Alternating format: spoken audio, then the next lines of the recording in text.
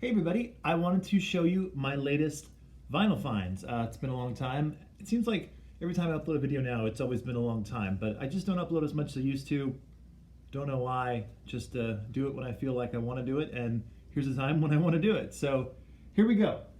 First things first, I don't know why, but it took me a while to finally pick this up, but I did a couple days ago. This is Paul McCartney and Wings' Wildlife album. This is from the Paul McCartney Archive Collection, and this is the 2 LP edition. And as you can hear, that sound means it's so new.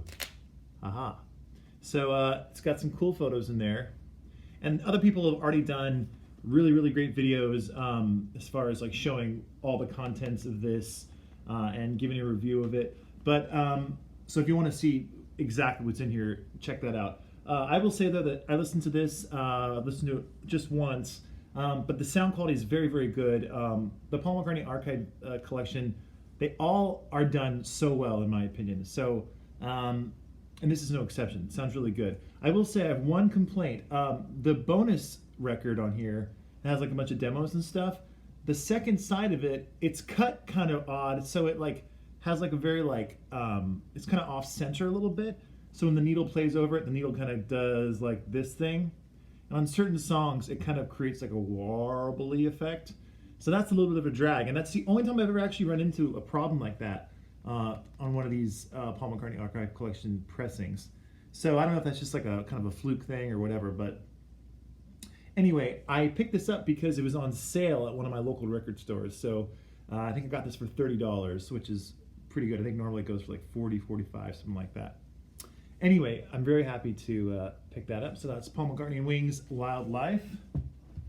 Okay, then I found these next two records I found in a thrift store, and I got super lucky. So this is Little Richard. This is his biggest hits, it's called. And this is an original pressing from I think it's from 1963, I believe. And it's on the specialty label. And it sounds so fantastic, and it's in a really good shape. This is one of those ones where you walk into a thrift store and you see it, you're like, oh, it's going to be beat to hell and it's going to sound terrible. This one's in super good shape and it sounds excellent. So, and I love Little Richard's songs, and I've always wanted to have like a good collection of them. So this is the one. And the one I had previously was also on specialty, but it was in like fake stereo, that like euphonic, whatever sound they tried to do. This one's just in mono and it sounds great. So I'm really happy to add this to the collection. And like I said, it just sounds really good. And there's the back of it. There's actually a song on here if you ever want to, which song is it? I can't quite remember, but I think it's Keep a Knockin'. I think it's Keep a Knockin'. Anyway, that song, the drum pattern and the drum intro is exact to a Led Zeppelin song. I'm not going to tell you which song it is. Just listen to, I believe it's Keep a Knockin', Little Richard, and you will go, oh, that's where Led Zeppelin got it. So, just a little side note there. Okay, same day I got Little Richard, I also got this, Cream, Disraeli Gears, and this is probably their most famous record. It's an excellent record. This is a later pressing, but it's on the Atco label here, and it's got this Grammy Award sticker on there. I don't know why, but my Amazon Echo just responded to me. Echo! Echo! Echo, stop music! I don't know why, she's playing some music. I think because I said Cream, Disraeli Gears. Anyway. What a crazy world we're living in, right? With technology, listening to everything we're saying. Back to records, which they don't listen, we listen to them. So, like I was saying, Disraeli Gears, and it's got this Grammy Award sticker on there, which is just interesting. And this one's also in very excellent shape. It's got the original inner sleeve, which I'm just gonna keep it in because why not? But it's, as you can see, it's like pristine. And I played this one a couple of times and it sounds really good. This is just one of my one of my favorite records by Cream. It's got Sunshine of Your Love, it's got Strange Brew, bunch of the classics. So happy to add to my collection. And I had a copy of this, I still have it. I have another copy of this, but it's in a much not as good condition. So this is a major upgrade. Okay, now I think I made a video a couple of months ago talking about how I'm trying to get all the records by the band. And this is another one that I had to add to my collection. I actually now have all their studio albums at this point, all the studio albums with Robbie Robertson. This is Cahoots, and it's a gatefold, which is always fun. Got lyrics in there. Got a cool back cover photo by Richard Avedon. And this is on the Capitol, kind of one of the Capitol's unique labels, in my opinion. It's on the reddish purple Target label. And this sounds very good. This record's very loud, which is generally a good thing, but it seems to kind of distort in certain areas. So I don't know if that's like groove damage or what, but it's not entirely a fantastic listen. But to be perfectly honest with you, this isn't one of my favorite band albums. There's a bunch of songs in here that I do like a lot. Like, I think Life is a Carnival is on here, which I like. And they do a cover of Bob Dylan's When I Paint My Masterpiece, which I also like. There's also a song on here called 4% Pantomime, which is a song that's like a duet with Van Morrison, which is kind of interesting. But anyway, this is the band Cahoots, so happy to add that to the collection.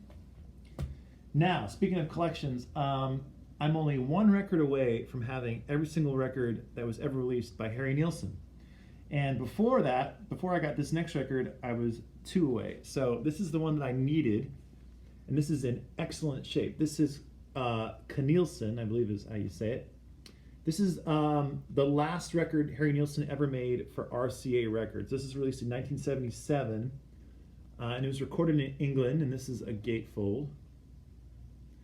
And the cover was actually designed, the photo was not taken by it, but it was designed, the concept is by Klaus Voormann, who I'm sure a lot of you know, designed the Beatles' Revolver album cover, played bass on a lot of George Harrison, John Lennon, Ringo Starr solo records. But this album is excellent. It's later period Harry Nielsen, so it's like a lot of orchestrations, but the songs are great, and his voice really sounds good on this. A lot of his like mid-70s stuff, his voice was kind of blown out, but on this one his voice kind of came back. So it really sounds good, and it's on this original RCA Black label. And it sounds great. I listened to this a couple times already, and yeah, I love it. And the interesting thing about, so Harry Nielsen is just one of my favorite artists of all time, and I have almost all of his albums, like I was saying, and the only one I'm missing is, oddly enough, his first album on RCA, which is, let's see, Pandemonium Shadow Show, I believe that's what it's called. I don't have that one. It's really hard to find an original pressing. They did like a reissue, which I've thought about getting, but I haven't quite done it yet. So I'm hoping to just find it out in the wild. But until then, I'm going to be one record away from having a complete Harry Nielsen set, which would be great.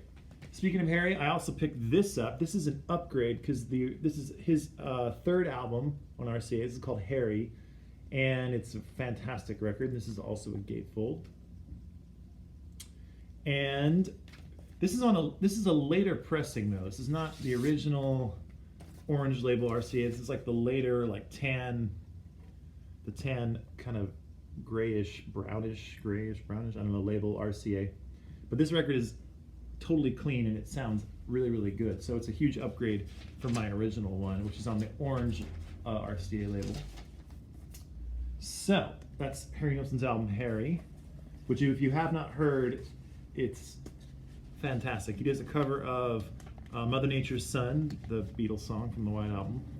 And the big song from this is I Guess the Lord Must Be in New York City, which was a song he wrote for the movie Midnight Cowboy, but they didn't use it. They ended up using his cover of Everybody's Talking, which won a Grammy and all that kind of stuff. But this is just a really classic album.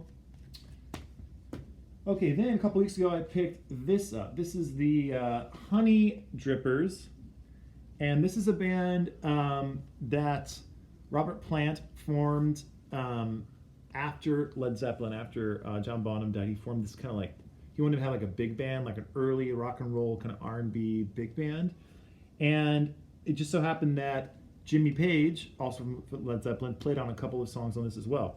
This is officially, I guess, an EP because it only has 5 songs.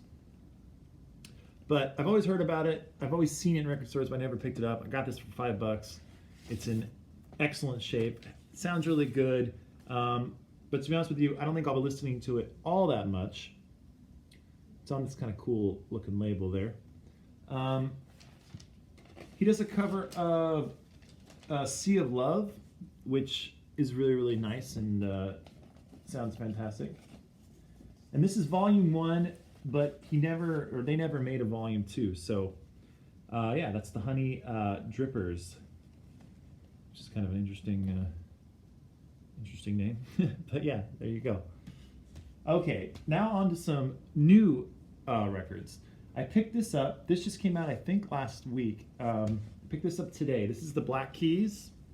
This is their new album called Let's Rock, and it's really, really good. I listened to it 2 times now, and it sounds fantastic. If you like garage rock or like just heavy riff rock, this is a fantastic album. There's the back. Comes on colored vinyl, which I'll show you right now.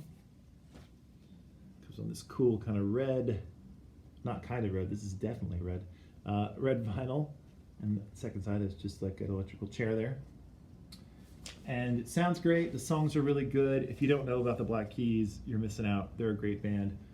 Go back and listen to all their records because they're really good. And the cool thing about this record is that it comes with stickers. Kind of cool. About 4 stickers there. I'm not going to use them. I'm going to put them back on the record because I don't have any need for stickers, to be honest with you. But very cool that they include them. And yeah, and like I said, Black Keys are just a great band. So if you're one of those people that thinks that there's not any good music being made right now, this is an example of the fact that there is indeed good music being made right now. So there's the Black Keys. Speaking of good music being made right now, this is another record that came out just a couple weeks ago. This is the Raconteurs. This is their album called Help Us Stranger, and some of you probably have heard that they did do a special edition of this. It has like a lenticular cover, and if you take the cover off, on the underneath of it, it has an like a parody of the Beatles' Butcher cover. This is not that. This is just the standard release. But this album is great. It's, again, kind of similar to the Black Keys in the fact that it's just riff rock and it's kind of heavy rock and roll.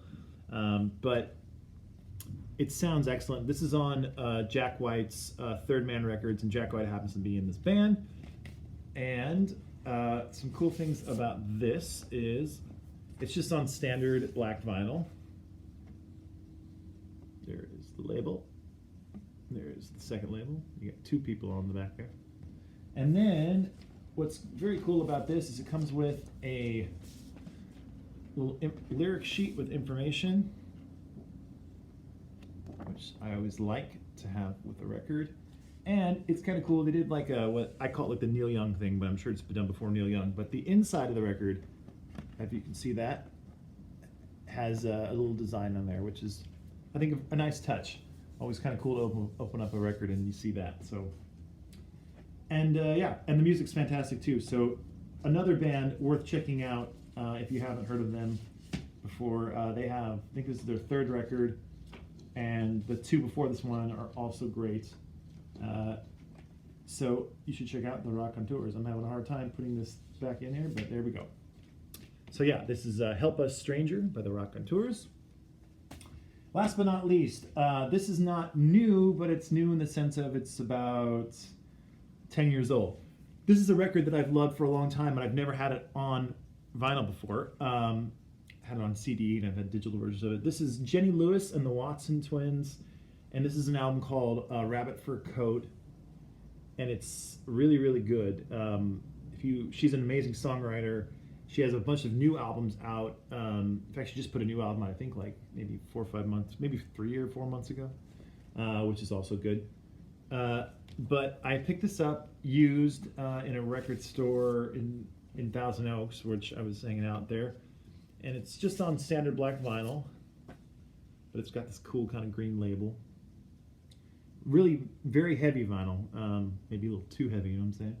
But it sounds good, and the songs are great, and it's one of those albums that I've heard it a million times, and to be honest with you, when I got it, I did listen to it just to check out how the pressing sounded and stuff, and it sounds good. But it's not a record I'm going to listen to all that much, just because I listen to it so much that I'm a little tired of some of the songs. But I know it's one of those ones that maybe in like 2 or 3 years, I'm going to be looking through my record collection and see this and go, oh man, I really want to hear that. So, yeah, this is Jenny Lewis and the Watson Twins, Rabbit Fur Coat. Fantastic record. So, before I go, I wanted to let some of you know something that happened to me as far as record collecting goes. About 2 or 3 weeks ago, I was at one of my local record stores out here. I'm not going to say the name of it just because, I don't know, maybe they don't want to be known as that store that does this. But it was really cool. They were really cool. They handled this in a great way. So I went there, and I've been on the lookout for an Elliott Smith record called Either or called Figure Eight. Either Or is another album of his, which is also great. But I was looking for this Elliott Smith record called Figure Eight. It's probably my favorite Elliott Smith album. If you don't know who Elliott Smith is, stop this video, Google him, listen to his music, you'll love him. Anyway, his records are really hard to find on vinyl. There's a number of reasons for that. It's because he was on 2 different record labels, and they just haven't reissued his stuff, and he tragically died very young, so there's all kinds of legal problems why they can't re-release his records. But they did do a reissue of this album, Figure Eight. So I wanted to go check it out. So I went and I saw it at this record store, and I've seen it there a bunch of times. It was kind of pricey. It was like $35 or something like that, which is to me a little bit pricey. But I finally was just like, you know what? I got a little extra cash. I really want this record. I'm going to buy it. So I bought it. Was really excited. I took it home, opened it up. First of all, the first thing I should notice is the packaging was kind of shoddy. Like, first of all, it's a double album, and the records were just kind of like stuffed in this record sleeve, not a gatefold, just kind of stuffed in like a sleeve that only could hold one. So it was already kind of like they put too many records in there, you know, and it was like the sleeve was like really struggling. That was warning sign number 1. The second warning sign was the inner sleeve bags were like cut weird or something. They looked kind of like off. They were glued weird. They had all this extra like paper in there and stuff, so I had to like clean the record, you know, with whatever cleaning stuff I usually use. Which for a brand new record, you don't want to have to clean it like that. I mean, you know, give it, you know, one little brush with the anti-static brush or whatever. Anyway, so I put it on the turntable, put the needle on, and it took first of all, it took 30 seconds for any music to begin. So the lead in, you put the needle down, and there's the first track. It hit the first track where there should have been music, but it was just silence. So obviously the mastering was all screwed up. So it was like 30 seconds, nothing. I was like, oh great, is this just nothing on this record? Then the music started. It sounded terrible. It sounded distorted. It sounded really quiet in like a weird way. There was all kinds of problems with it. First thing I thought was, oh God, my needle must have busted, and this is just, it sounds terrible because of my equipment, you know, like my equipment's finally failing or whatever. So I put on another record, and I think I put on Abbey Road, just knowing that I know how this one sounds. I put that on, and it sounded great. So I knew it wasn't my needle, I knew it wasn't my amplifier, or anything like that. So I put the Elliott Smith record back on, cleaned it a little bit more. It still sounded terrible. So I was super bummed out because it's like I bought a brand new record, and I've never heard anything sound that bad before, and it sounded absolutely terrible, just unlistenable, right? So I know the owner of this record store that I bought it from, and I was like, well, you know what, I'll go back tomorrow and just explain to him what happened, and I totally understand if he won't return it because it's not his fault that it's a crappy record, you know, he didn't press it. So I went there, but before I went, I did do some research online, which I should have done before I bought it, but I didn't. But I did some research online, looked up that particular pressing of the record, and there were tons of complaints. So for those of you who want to know what record to avoid, it's the it's the Universal Music Group release from 2018 of this record, Figure 8 by Elliott Smith. Do not buy this pressing. It's totally jacked up. Apparently it was pressed by Rainbow Records, which is in the valley here, out here in the valley of like Los Angeles area in California. And they are kind of known for screwing some stuff up. I know that they also are known for sometimes doing amazing work. So they're kind of just a spotty pressing plant. Anyway, I took it back to the record store. I explained it to the owner. He was so cool about it. He said, "Yeah, don't worry about it. I'll give you store credit if that's okay," which was totally fine because I can always buy more records. And he just took it, and he said he's going to talk to his distributor and figure out how to try to get his money back. But anyway, just a little bit of a warning: if you're looking for that Elliott Smith album, Figure 8, be aware. The Universal Music Group 2018 re-release of it is bad news. So that's my warning story for all of you out there if you're looking for it. Anyway, that's it for now. I will say I'm very excited that they're probably going to be announcing the Abbey Road deluxe edition like they did for Sgt. Pepper and White Album.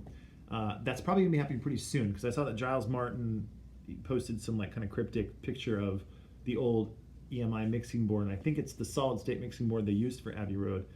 And he said, he quoted, "And in the end, the love you take is equal to the love you make." So I think we're going to be getting some Abbey Road announcements happening soon. When they happen, I will be posting a lot of videos because I'm super excited for that. Abbey Road is one of my all-time favorite albums, as I'm sure it is one of your all-time favorite albums as well. Anyway, that's it for now. Hope you enjoyed my recent vinyl finds, and yeah, I will hopefully make another video very soon. Until then, here's Jenny Lewis and the Watson Twins.